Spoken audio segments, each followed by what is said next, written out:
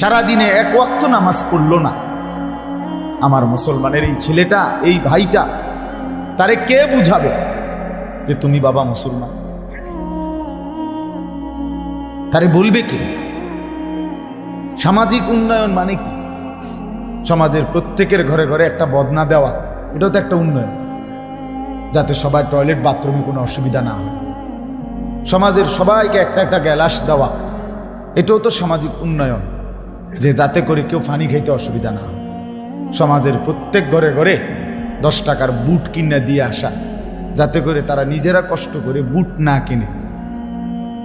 সমাজের প্রত্যেকের ঘরে ঘরে 1 কেজি লবণ দিয়ে আসা, এটাও তো সমাজের উন্নয়ন, ভালো কথা।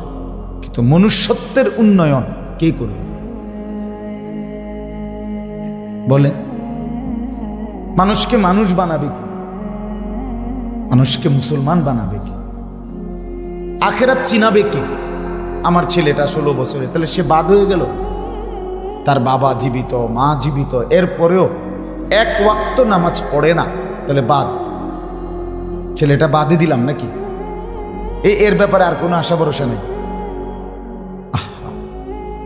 এটা কেমন কথা? চিন্তা করে দেখেন, 2 আঙ্গুলে, মানে পাগলের মতো, মাতালের মতো 2 আঙ্গুলে মোবাইল টিপে একসাথে এইভাবে, মানে কি যে করে 2 আঙ্গুলের। আহা বাবা, ভাবতে শিখো, ভাবতে শিখো।